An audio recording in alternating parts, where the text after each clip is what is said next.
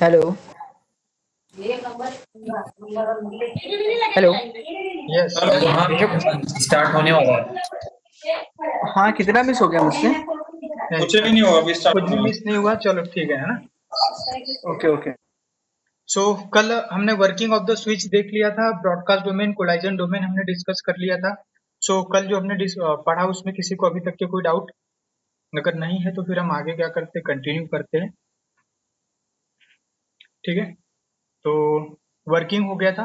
उसके बाद नेक्स्ट हमारे पास में जो है वो है media access control, MAC address.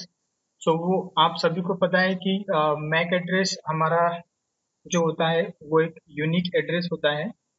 और या फिर अगर हम बात करें, हमारा जो एनआईसी होता है, नेटवर्क इंटरफेस कार्ड, एनआईसी, इसके टू एड्रेसेस होते हैं।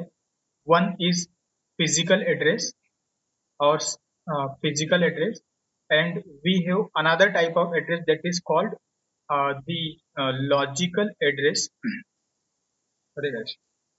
Logical address, right? So, MAC address, media access control, MAC is a physical address and IP is a logical address.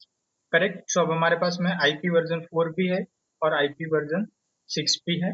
सो हम IP वर्जन 4 जो यूज करते हैं तो वो आप लोगों को पता है 32 बिट का होता है, और फॉर्मेट जो है वो 1.2.3.4 फोर ऑक्टेट्स में होता है, जो डेसिमल फॉर्मेट में होता है। और IPv6 जो है वो हमारा 128 बिट का होता है। ठीक है, जिसके अंदर हमारे पास में टोटल 8 ब्लॉक्स होते हैं। ठीक है, जो 8 ब्लॉक्स के अंदर डिवाइड होता है, ये 32 बिट्स होती है, जो 4 ऑक्टेट के अंदर क्या होता है, डिवाइड होता है। हम यहाँ पर ऑक्टेट्स बोलते हैं, यहाँ पर हम क्या करते हैं, ब्लॉक्स बोलते हैं। सो लॉजिकल एड्रेस जो होता है आपका जो एनआईसी का, उसको हम चेंजेबल एड्रेस भी बोलते हैं। इसको हम चेंजेबल एड्रेस भी बोलते हैं क्योंकि ये हमारा चेंज भी होते रहता है, हम इसको चेंज भी कर सकते हैं। और ये मशीन्स के आइडेंटिफिकेशंस के लिए हम इसका यूज करते हैं। इसका हम यूज जो करते हैं वो मशीन्स के आइडेंटिफिकेशंस के लिए यूज करते हैं। ठीक है, फिजिकल एड्रेस जो होता है, मैक एड्रेस, जो 48 बिट का है, यहाँ पर लिखा हुआ है कि इथरनेट कार्ड है unique 48 bit address called the MAC address. ठीक है, तो मैक एड्रेस जो है वो आपका 48 बिट का होता है और ये यूनिक एड्रेस होता है, ये चेंजेबल नहीं होता है ना। और लॉजिकल एड्रेस जो है वो आपका क्या है, टेम्परेरी एड्रेस होता है।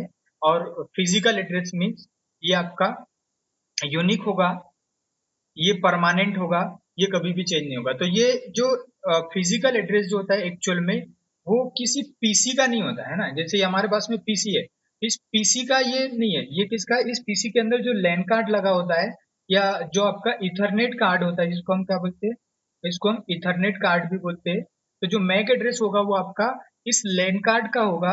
इस लैन कार्ड को वो मैक एड्रेस क्या किया जाता है, असाइन किया जाता है।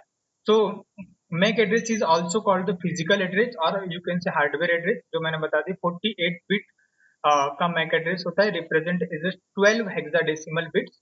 यहाँ पर 12 हेक्साडेसिमल बिट्स होगी, like A, A, B, B, C, 00, 01, 02, कुछ इस तरीके से ये हमारा क्या रहता है, मैक एड्रेस रहता है, जो यहाँ पर भी आप देख सकते हैं। तो कुछ ऑपरेटिंग सिस्टम्स में मैंने जो यहाँ पर फॉर्मेट लिखा है इस तरीके से असाइन होता है, कुछ ऑपरेटिंग सिस्टम्स के अंदर इस तरीके से क्या होता है, असाइन होता है। जैसे मुझे मेरे सिस्टम का मैक एड्रेस पता करना है, तो IP config forward slash all command अगर आप रन करोगे तो आपके जो भी वो है लैन कार्ड से उनका यहाँ पर फिजिकल एड्रेस आपको शो करेगा। तो ये परमानेंट होता है। मेरा जो ये वायरलेस लैन कार्ड है उसका ये वाला मैक एड्रेस है। और हमारे पास में जो इथरनेट एडेप्टर है, ये VMware का है, उसका ये मैक एड्रेस है। ठीक है, ये भी VMware वाला है। और मेरे पास में जो एक वायरलेस लैन कार्ड है, ये भी वायरलेस। और ये मेरा इथरनेट एडाप्टर, ये भी लुपबैक इथरनेट एडाप्टर, ये मेरा रियल टेक वाला। तो मेरे सिस्टम के अंदर जो लैन कार्ड लगा हुआ है उसका ये है। तो ये फिजिकल लैन कार्ड है और एक मेरे पास में वायरलेस लैन कार्ड भी है, तो उसका ये मैक एड्रेस होगा। तो इस तरीके से तो मैक एड्रेस का यूज किसके लिए किया जाता है, अगर आपसे कोई भी पूछे कि भाई what is the difference between physical address and logical address. So physical address is what? MAC address. जो MAC address is a physical address और 48 बिट का होता है, जो यूनिक होता है, परमानेंट होता है, जिसको चेंज नहीं किया जा सकता, और ये हेक्साडेसिमल फॉर्मेट में होता है। बट इसका जो यूज होता है वो हम यूज करते हैं किसके लिए? डेटा ट्रांसफर करने के लिए। एक सिस्टम से दूसरे सिस्टम के अंदर अगर आपको डेटा ट्रांसफर करना है तो उसके लिए आपको मैक एड्रेस की जरूरत पड़ेगी। विदाउट मैक एड्रेस के आप डेटा ट्रांसफर नहीं कर सकते। तो डेटा ट्रांसफर करने के लिए हम मैक एड्रेस का यूज करते हैं। और मशीन की आइडेंटिफिकेशन के लिए, मशीन मतलब पीसी हो सकता है, या आपका राउटर हो सकता है, या आपका स्विच हो सकता है। तो नेटवर्क के अंदर जो भी हम डिवाइस यूज करते हैं, तो उन डिवाइस के आइडेंटिफिकेशन के लिए जो एड्रेस यूज होता है that is the logical address, और you can say IP address. ये मशीन के आइडेंटिफिकेशन के लिए यूज होता है। So IP address is just like your name. ये आपके एक नेम की तरह होता है ना, लाइक बॉब, ठीक है। तो किसी भी पर्सन का जो आइडेंटिफिकेशन होता है वो उसके नेम के बेस पे होता है। पर MAC address is just like your permanent address और योर पैन नंबर और योर यूएएन नंबर, है ना। जो ये चीज क्या होती है, आपका पैन नंबर हो गया, या यूएएन नंबर हो गया, या आपका परमानेंट एड्रेस हो गया, मतलब घर का जो परमानेंट एड्रेस। तो ये चीज क्या होती है, ये वर्ल्ड वाइड यूनिक रहती है। सो वैसे ही मैक एड्रेस भी यहाँ पर क्या रहता है, यूनिक रहता है। ये कभी भी सेम नहीं हो सकता किसी भी कंडीशन से। दुनिया में जितने भी कंप्यूटर्स है सभी का मैक एड्रेस होगा वो क्या होगा, यूनिक का। ये कभी भी सेम नहीं होगा। बट आईपी जो है वो सेम हो सकता है। सपोज करो मेरा जो पीसी है तो उसका आईपी फॉर एग्जांपल 1.2.3.4 है। तो हो सकता है कि ये दुनिया में किसी और कंप्यूटर का आईपी भी क्या हो सकता है, 1.2.3.4 हो सकता है। बट मैक एड्रेस जो होगा वो कभी भी क्या नहीं होगा, सेम नहीं होगा, वो हमेशा यूनिक रहेगा। उसका रीजन ये है क्योंकि ये जो मैक एड्रेस आप यहाँ पर देख रहे थे, इस मैक एड्रेस की जो फर्स्ट 24 बिट्स जो होती है, ये कई बार एग्जाम में क्वेश्चंस भी आता है कि इसको जब आप हेक्साडेसिमल को बाइनरी में कन्वर्ट करोगे तो ये 1 hex digit is equal to 4 bit का होता है। ये 4 बिट का होता है। तो यहाँ पर 4 हेक्स डिजिट है तो 4 इंटू 4 ये आपका 16 हो जाएगा, फिर ये 4 आपका 20 हो जाएगा, और फिर ये 4 बिट्स 24 हो जाएगा। तो ये फर्स्ट 24 बिट जो होती है ये असाइन होती है OUI, ऑर्गेनाइजेशनल यूनिट इंटरफेस, और लास्ट की 24 बिट्स जो होती है वो क्या होती है, वेंडर बिट होती है। वेंडर बिट मतलब जैसे मेरे सिस्टम में अभी दिखा रहा था रियल टेक का ना, रियल टेक का वो लैंड कार्ड है। सो ये जो रियल टेक जो कंपनी है जो लैंड कार्ड बनाती है, तो उसको ये 24 बिट जो असाइन होगा, पहला 24 जो असाइन होगा वो किसके थ्रू असाइन होगा, OUI के थ्रू असाइन होगा। और फिर OUI ने ये 24 बिट रियल टेक को दे दिया। अब उसके बाद में क्या होगा, लास्ट के 24 बिट जो है रियल टेक क्या करेगा, उसके अंदर ऐड करते रहेगा। ये लास्ट की 24 बिट जो है वो उसके अंदर एड ऑन करते रहेगा। तो इस तरीके से आपका मैक एड्रेस जो रहता है वो क्या रहता है, यूनिक रहता है। इसको जैसे समझे कि भाई एक कंपनी है ABC जो लैंड कार्ड बनाने का काम करती है, एक कंपनी XYZ जो क्या करती है, लैंड कार्ड बनाने का काम करती है, ठीक है। सो अब ये जो OUI है, ऑर्गेनाइजेशनल यूनिट इंटरफेस, OUI जो ऑर्गेनाइजेशन है ये क्या करेगा, 24 बिट इस ABC को असाइन कर देगा। फॉर एग्जांपल 0000AA, ये 24 बिट इसको दे दिया। इसने फिर क्या किया, 24 बिट इसको दे दिया 00BB।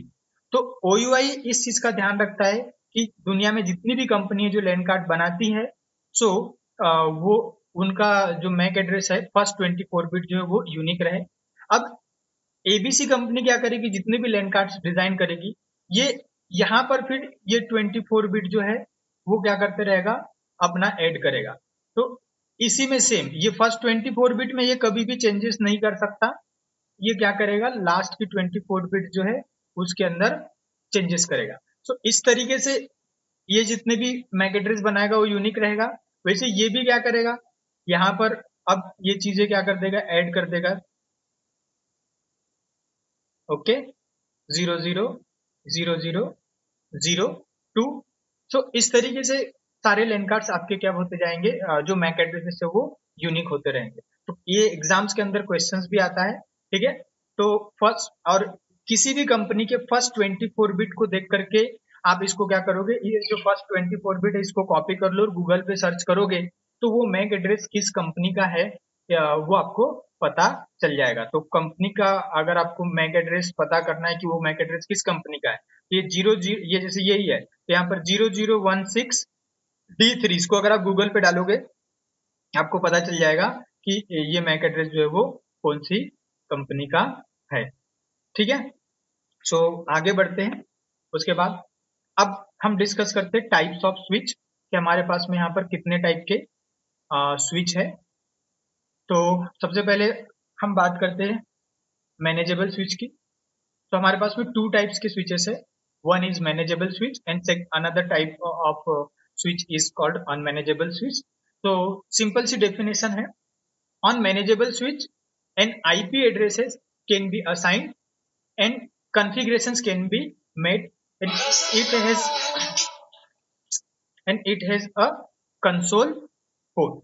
जो मैनेजेबल स्विच होगा उसके अंदर क्या होगा, आपका कंसोल पोर्ट होगा एंड अनमैनेजेबल स्विच जो होगा वो क्या होगा, कैन नॉट बी कॉन्फ़िगर्ड, इसको हम आईपी एड्रेस जो है वो असाइन नहीं कर सकते हैं and there is no console port, इसके ऊपर जो होगा कोई भी कंसोल पोर्ट नहीं होगा। तो ये 2 टाइप्स के हमारे पास में स्विचेस है। उसके बाद अगर हम यहाँ पर बात करते हैं, ठीक है, flat network design.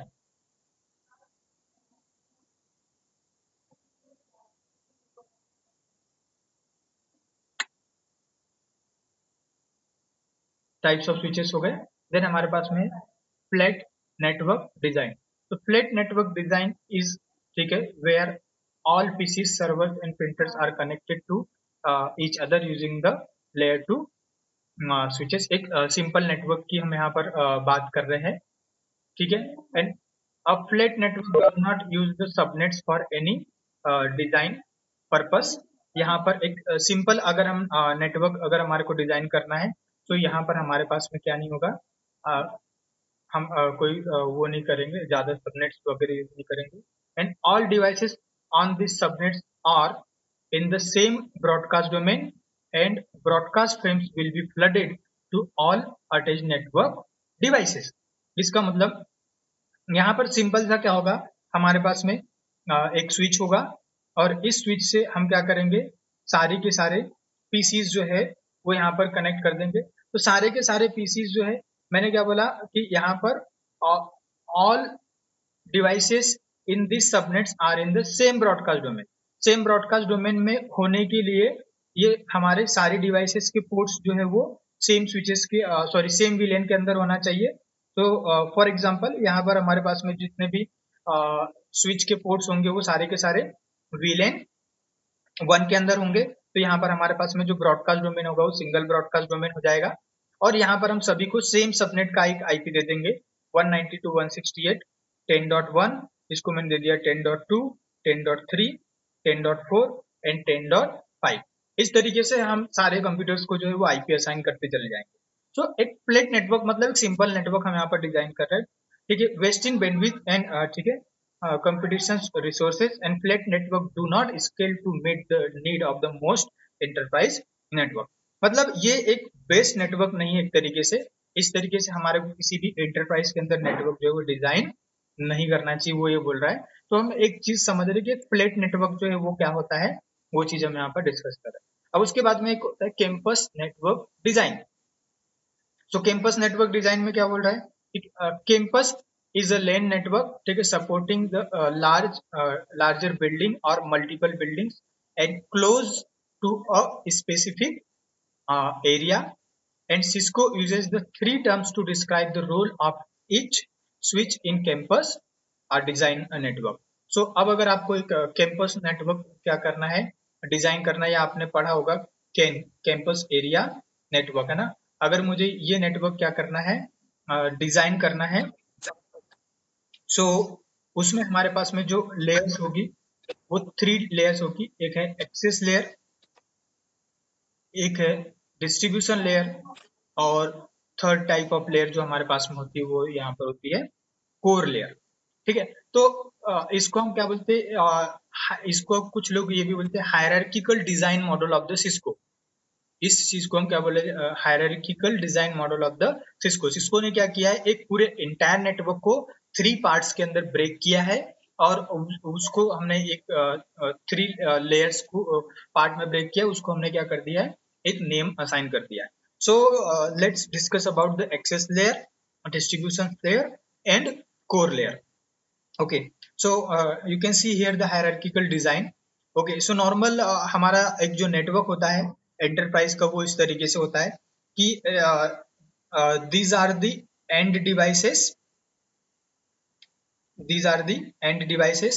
so end devices कौन कौन सी होगी, end devices के अंदर आपका पीसी आ सकता है, आपका सर्वर आ सकता है, आपका प्रिंटर आ सकता है, आपका स्कैनर आ सकता है, आपका आईपी कैमरा आ सकता है। सो ये जितने भी मैंने यहाँ पर लिखी है ये सब सारी एंड डिवाइसेस है। So end devices is directly connected to the layer two switch. किसी भी एंटरप्राइज नेटवर्क के अंदर हमारी जितनी भी एंड डिवाइसेस होगी वो हमारा एक लेयर टू स्विच से क्या होगी, कनेक्ट होगी, करेक्ट। और इस लेयर को जो हम बोलते हैं वो हम यहाँ पर क्या बोलते हैं, एक्सेस लेयर बोलते हैं। इस लेयर को जो बोलेंगे हम वो एक्सेस लेयर बोलेंगे। यहाँ पर मैंने मेंशंस भी कर दिया है कि यहाँ पर हम जो स्विच यूज करेंगे वो लेयर टू स्विच यूज करेंगे। अब कई जगह पे ऐसा भी होता है कि कुछ लोग यहाँ पर क्या कर देते, लेयर 3 स्विच भी यूज कर लेते हैं, बट अब आपको पता है कि लेयर 3 स्विच जो होता है वो राउटिंग भी परफॉर्म करता है, स्विचिंग भी परफॉर्म करता है। तो अगर यहाँ पर हम लेयर 3 स्विच भी यूज कर ले पर वो काम हमेशा लेयर 2 का ही करेगा, इस चीज को आप हमेशा याद रखना, है ना। कई डिजाइन के अंदर ऐसा हो जाता है कि अगर हमारे पास में लेयर 2 स्विच नहीं है, लेयर 3 स्विच है, तो बहुत सारे लोग क्या कर लेते हैं, एक्सेस लेयर के ऊपर लेयर 3 स्विच भी लगा देते हैं। तो अगर यहाँ लेयर 3 स्विच लगा भी होगा तो भी वो काम किसका कर रहा होगा, लेयर 2 का ही काम कर रहा होगा। तो जो लेयर 2 स्विच हमारा जिस भी लेयर के ऊपर लगा हुआ है उसको हम एक्सेस लेयर बोलेंगे। एक्सेस लेयर के ऊपर काम क्या होगा, सो एक्सेस लेयर के ऊपर यहाँ पर हमारा माइक्रो सेगमेंटेशन होता है। माइक्रो सेगमेंटेशन मतलब कि वीलेन वाला कंसेप्ट। आप इस स्विच को क्या करोगे, एक फिजिकल स्विच को मल्टीपल लॉजिकल स्विच में क्या कर दोगे, ब्रेक कर दोगे। सो यहाँ पर आपका माइक्रो सेगमेंटेशन होता है, और उसके बाद में यहाँ पर आपका जो काम होगा वो शेयर्ड बैंडविड्थ। ये यहाँ पर आप बैंडविड्थ को शेयर भी कर सकते हो, स्विच्ड बैंडविड्थ, ये सब काम जो होते हैं वो कहाँ पर होते हैं, आपके एक्सेस लेयर के ऊपर। शेयर्ड बैंडविड्थ का मतलब और स्विच्ड बैंडविड्थ का मतलब क्या होता है, जैसे अगर आपने हब के बारे में पढ़ा होगा तो हब जो है अब तो खैर यूज नहीं होता है, बट हब जो है वो बैंडविड्थ को शेयर करता था। अगर मेरे पास में एक हब है और वो 10 Mbps उसकी क्या स्पीड है, और अगर मैं उससे नंबर ऑफ 5 पीसीस कनेक्ट कर दूं तो हर एक पोर्ट से जो स्पीड हो जाएगी वो कितनी Mbps की हो जाएगी, 2 Mbps की हो जाएगी। तो हब भी आपका एक्सेस लेयर के ऊपर ही काम करेगा।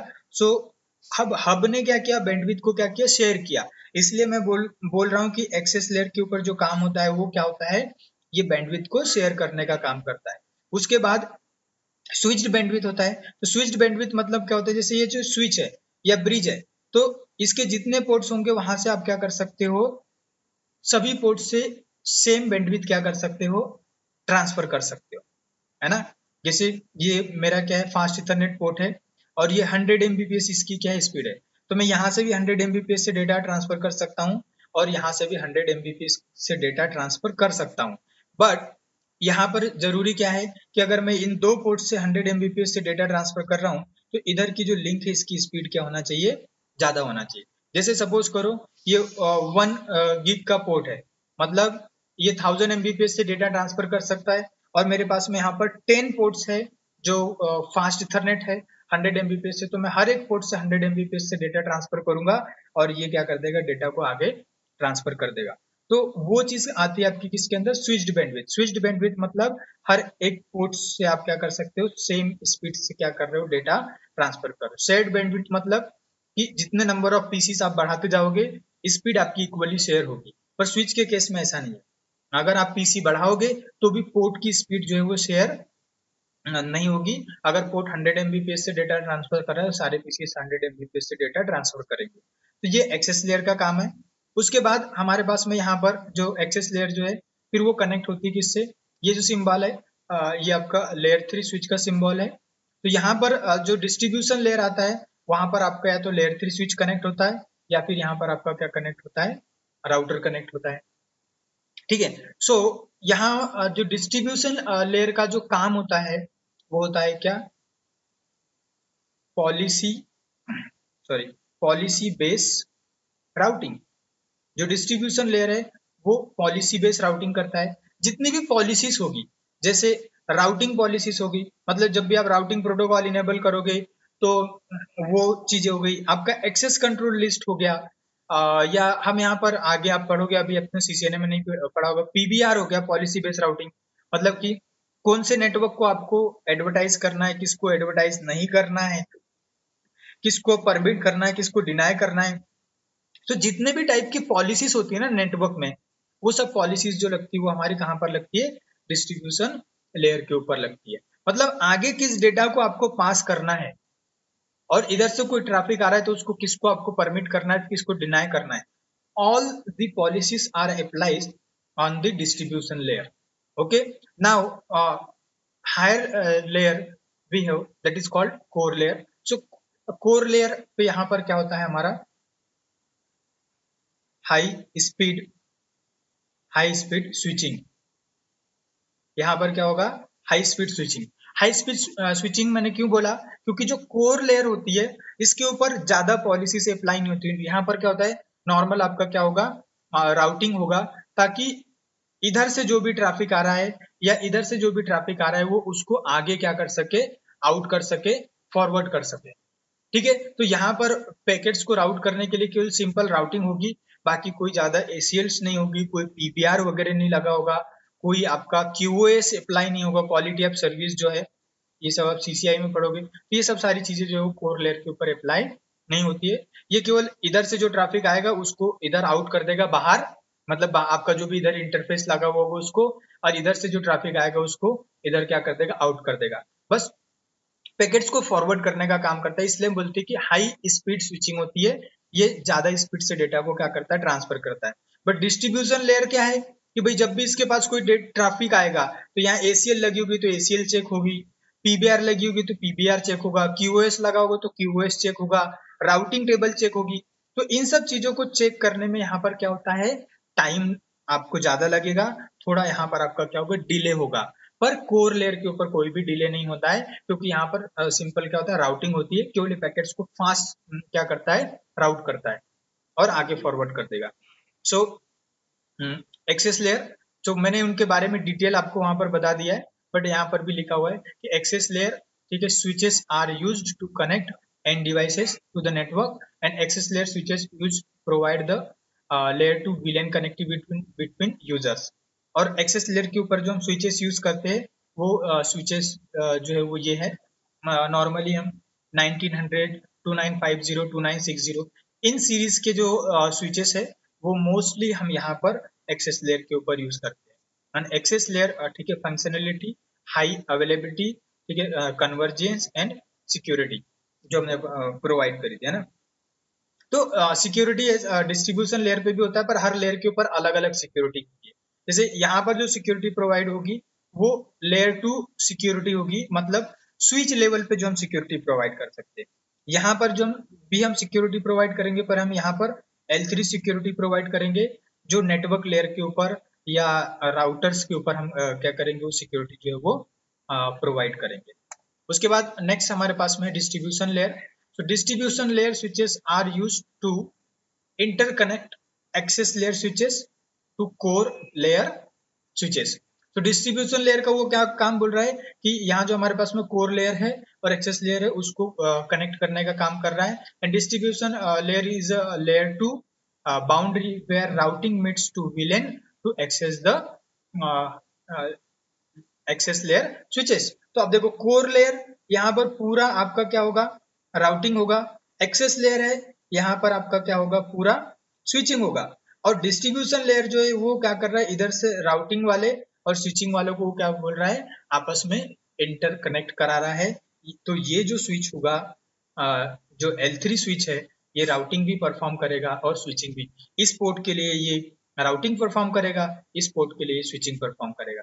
बट ये प्योर स्विचिंग करेगा और ये प्योर राउटिंग करेगा। सो इस तरीके से अब स्विचेस एंड सीरीज। सो 35 35 5 35 50 35 60 37 50, ठीक है। तो ये फिक्स्ड इंटरफेस स्विचेस होते हैं जो आपका डिस्ट्रीब्यूशन लेयर पे आप यूज कर सकते हो।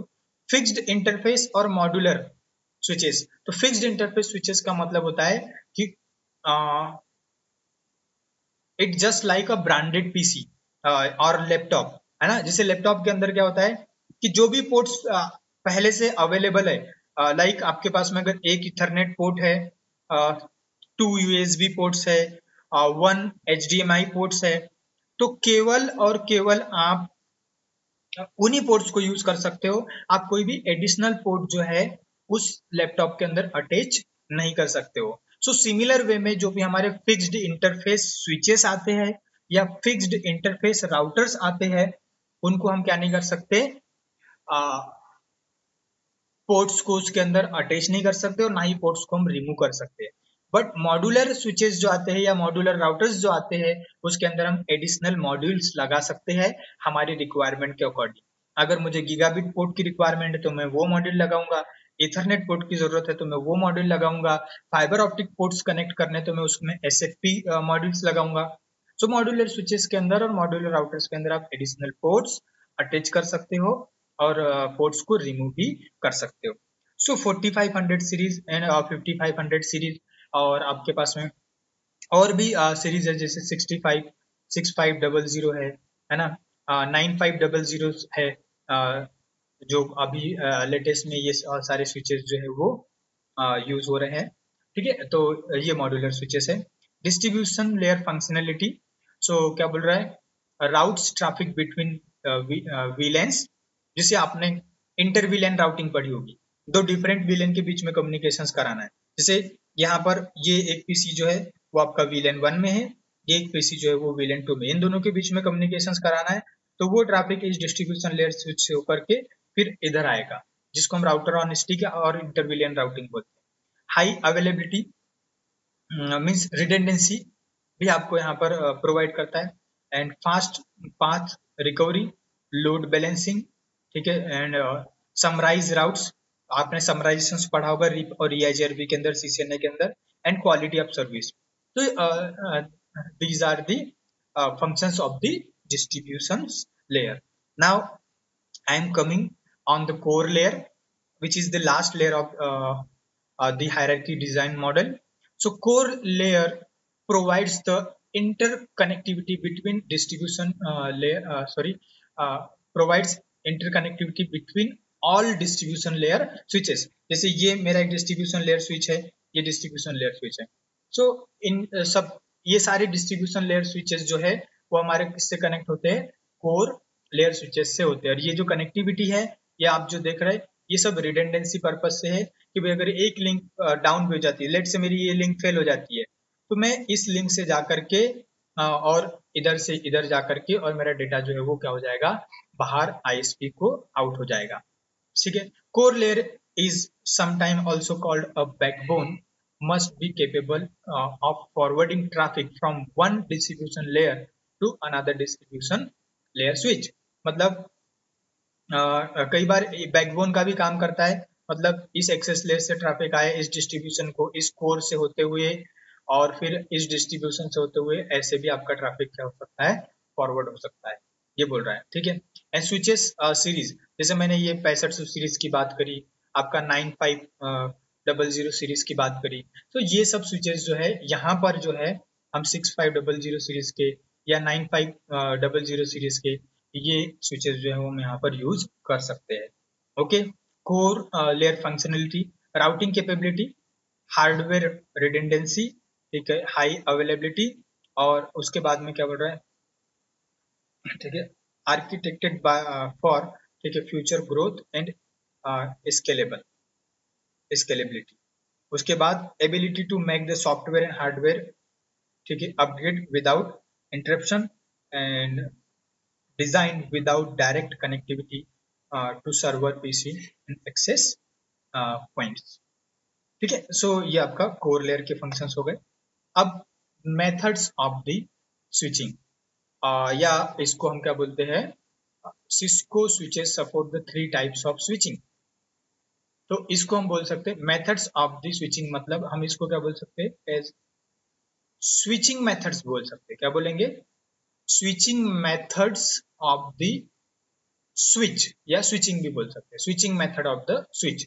जैसे आपका जो स्विच होता है वो ये 3 टाइप की स्विचिंग मेथड्स के ऊपर क्या करता है, काम करता है। वैसे ही अगर आपका जो राउटर जो होता है वो आपका जो है वो ये भी 3 टाइप की स्विचिंग मेथड्स के ऊपर काम करता है।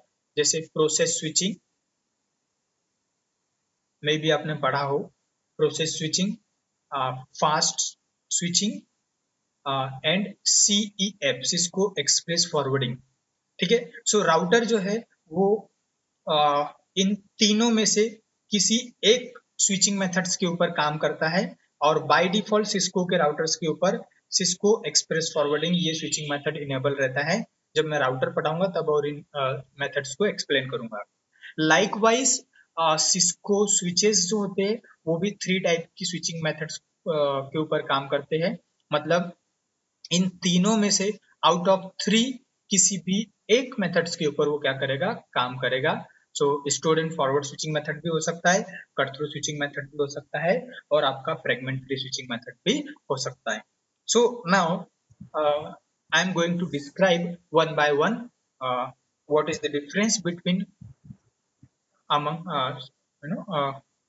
these switching methods. Okay, so first switching methods we have the stored and forward switching method. So stored and forward switching methods में क्या बोल रहा है कि this is basic mode of the switching, and switch stores the entire frames into Hello? memory. Yes. Sir मैं ये पूछना चाह रहा था कि ये सिस्को के स्विचेस पे ये 3 पार्ट, मतलब जो इसके 3 फंक्शंस वो वर्क करते हैं, ये किसी अनदर कंपनी का स्विच होता है तो उस पर भी ये यही तीनों फंक्शंस वर्क करेंगे? हाँ हाँ, स्विचिंग मेथड्स जो होगी वो आपका क्या रहेगी, सेम रहेगी, है ना, सभी के अंदर। हाँ, ये एक्चुअल में प्रोप्राइटरी नहीं है ना, पर जो मैंने वो राउटर वाली चीज जो आपको बताया था ना, सेफ सिस्को एक्सप्रेस फॉरवर्डिंग, ये मैं आपको बाद में बताऊंगा। This is the proprietary method, है ना, सिस्को लिखा हुआ है। नॉर्मली हम इसको एक्सप्रेस फॉरवर्डिंग बोलते हैं, बट सिस्को एक्सप्रेस फॉरवर्डिंग बोल रहा हूँ, मतलब ये सिस्को प्रोप्राइटरी है, सिस्को के राउटर्स के ऊपर ही काम करता है, और बाय डिफॉल्ट सिस्को के राउटर्स के ऊपर ये इनेबल होता है। Clear? Okay sir. Okay, so next हमारे पास में है stored and forward switching method. So this is the basic mode of the switching. अब ये क्या बोल रहा है, switch stores the entire frame into the memory and perform the CRC check, cyclic redundancy check, जो आपने पढ़ा होगा, इसका हम यूज करते हैं किसके लिए, एरर डिटेक्शन के लिए। ये आपका जो फ्रेम होता है, इस जब भी पीसी कोई फ्रेम जनरेट करता है तो उस फ्रेम के अंदर CRC वैल्यू भी क्या करता है, पेस्ट करता है। सो CRC value just like a quantity मतलब क्या होता है, जैसे देखो आप कोई कोरियर करते हो, किसी को जब आप कोई कोरियर करते हो और उसमें कोई भी डिवाइस आप सेंड कर रहे हो या कुछ भी हो सकता है। फॉर एग्जांपल अगर आप एक लोकेशन से दूसरे लोकेशन पे आपके फ्रेंड्स को कुछ मोबाइल सेल फोन ही अगर आप क्या कर रहे हो, कोरियर कर रहे हो, तो उसमें उस कोरियर उस बॉक्स के अंदर कितने नंबर ऑफ सेल फोन्स है, तो वो आप वहां पर क्वांटिटी के अंदर क्या करते हो, मेंशंस करते हो, क्योंकि 10 सेल फोन्स है, ठीक है। सो यहाँ पर सीआरसी भी क्या है, एक तरीके का क्वांटिटी का काम करता है कि जब भी कोई डेटा भेजा जाता है तो उस डेटा का क्या किया जाता है, एक सीआरसी वैल्यू कैलकुलेट होती है जो हेक्साडेसिमल फॉर्मेट में रहती है। फॉर एग्जांपल किसी डेटा की सीआरसी वैल्यू क्या आई, 0x101, किसी भी वैल्यू के आगे अगर आप 0x लगा देते हो तो वो वैल्यू हेक्साडेसिमल फॉर्मेट में हो जाती है। तो अगर मेरे पास में कोई डेटा था, उसकी सीआरसी वैल्यू क्या आई, 0x101 आई, तो जब भी मैं डेटा सेंड करूंगा तो सेंडर एंड का जो पीसी है, जो सेंडर एंड का पीसी होगा, वो ये सीआरसी वैल्यू लगा करके भेज देगा।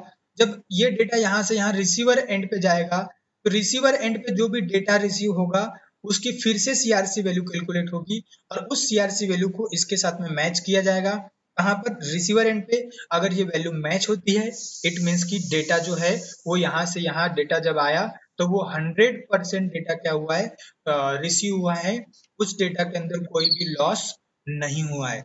बट अगर यहाँ पर कोई फ्रेम रिसीव हुई और उसके अंदर इस सीआरसी वैल्यू मैच नहीं हुई, इट मीन्स कि वहां पर आपका डेटा क्या हुआ है, लॉस हुआ है। तो इस तरीके से लेयर 2 के ऊपर क्या किया जाता है, एरर को चेक किया जाता है। तो इसके लिए सीआरसी वैल्यू को हम यूज करते हैं। अब उसके बाद में क्या, a frame less than 64 byte and greater than 1518 byte is invalid, only valid frames are, ठीक है, process invalid frames are drop, ठीक है। तो फ्रेम का साइज जो है वो कितना होना चाहिए आपका, 64 से लेकर के 1518, इसके बीच में अगर फ्रेम का क्या है, साइज है, तो वो उसको क्या करेगा, पास करेगा, और इससे कम या ज्यादा बाइट की अगर कोई फ्रेम आती है तो ये उसको क्या कर देगा, ड्रॉप कर देगा। एक नॉर्मल आपका जो इथरनेट फ्रेम होता है, नॉर्मल इथरनेट फ्रेम जो होता है, उसका साइज जो होता है वो 1518 बाइट का होता है। जब भी एक नॉर्मल इथरनेट फ्रेम जनरेट होता है, उसका साइज जो होगा वो 1518 बाइट का होगा, करेक्ट। तो only valid frame and latency is more, ठीक है। तो इसका मतलब क्या हुआ, एक डायग्राम के थ्रू मैं आपको यहाँ पर क्या करता हूँ, समझाता हूँ कि ये एक स्विच है, यहाँ पर एक पीसी कनेक्ट है, PC1, और मेरे पास में यहाँ पर एक और स्विच है जो है वो PC2 है, ठीक है। तो PC1 को PC2 से कम्युनिकेशंस करना है, तो कल भी मैंने आपको बताया था कि PC1 क्या करेगा, इसको एक फ्रेम सेंड करेगा, ठीक है, और उस फ्रेम का साइज क्या होगा वो मैंने आपको आज बता दिया, इस फ्रेम का साइज कितना होगा, 1518 बाइट का होगा। जैसे ही स्विच के पास में यहाँ पर फ्रेम रिसीव होगी, let's say this is my port number 1 and this is the port number 2, तो स्विच क्या क्या क्या करता है, जब भी फ्रेम आती है तो उसमें डेस्टिनेशन मैक एड्रेस को चेक करता है, और उस मैक एड्रेस को वो अपनी मैक टेबल के अंदर चेक करता है, और फिर उस मैक टेबल के अंदर उसको पता चलेगा कि PC2 का मैक, ये PC2 किस पोर्ट के ऊपर कनेक्ट है, और ये फिर उस पोर्ट के ऊपर क्या करता है, फ्रेम को फॉरवर्ड करता है। बट जैसे यहाँ पर फ्रेम अभी रिसीव हुई है, तो ये उस पूरी 1518 बाइट की फ्रेम को क्या करता है, इस स्विच की मेमोरी के अंदर क्या करता है, पहले स्टोर करता है। सपोज करो ये पूरी 1518 बाइट की फ्रेम है, इसको ये यहाँ पर क्या कर लेगा, स्टोर कर लेगा, और स्टोर करने के बाद ये उस पूरी 1518 बाइट की फ्रेम को क्या करेगा, चेक करेगा हर एक चीज को, और उसके बाद इधर क्या करता है, डेटा को क्या करता है, फॉरवर्ड करता है। तो अगर आपका switch stored and forward switching method के ऊपर काम करता है, तो वो क्या करेगा, हर एक फ्रेम, इस पीसी से आने वाली हर एक फ्रेम को क्या करेगा, पहले अपने मेमोरी के अंदर स्टोर करेगा, और उसके बाद वो उस पे सीआरसी वैल्यू परफॉर्म करेगा, मतलब पूरी एरर चेक करेगा, और फिर जो भी वैलिड फ्रेम्स होगी, वैलिड फ्रेम्स कौन सी होगी, जिसका साइज 64 से 1518 बाइट के बीच में हो, फिर उसको वो आगे क्या करेगा, फॉरवर्ड करेगा। तो इस तरीके से काम करता है स्विच, जब वो store and forward switching method के ऊपर काम करेगा। तो अब इसका एडवांटेज जो है वो क्या है, इसका एडवांटेज की अगर मैं बात करूं, तो इसका एडवांटेज जो है वो क्या है आपका, आपका जो डेटा फ्रेम्स होगी वो 100% क्या होगी, रिलायबल होगी। जो भी यहाँ पर डेटा फ्रेम्स फॉरवर्ड हो रही है 100% रिलायबल होगी। और अगर मैं इसके डिसएडवांटेज की बात करूं तो यहाँ पर क्या होगा, frame forwarding speed is very slow. Frame forwarding speed is very slow, क्योंकि हर एक फ्रेम आने वाली हर एक फ्रेम, जैसे सपोज करो 1000 फ्रेम्स भेजी तो सारी की सारी 1000 फ्रेम्स ये अपने मेमोरी में स्टोर करेगा, उसके ऊपर CRC वैल्यू चेक करेगा, देन उसको फॉरवर्ड करेगा, तो इसमें टाइम ज्यादा लगेगा। तो फ्रेम फॉरवर्डिंग स्पीड जो है वो यहाँ पर क्या हो जाती है, बहुत स्लो हो जाती है। तो ये आपका क्या रहा, stored and forward switching methods. ठीक है, सो मीटिंग एंड होने वाली है, तो मैं मीटिंग को क्या कर रहा हूँ, एंड कर रहा हूँ, और आप लोग भी फटाफट से एंड करके और रिज्वाइन कर लो फटाफट।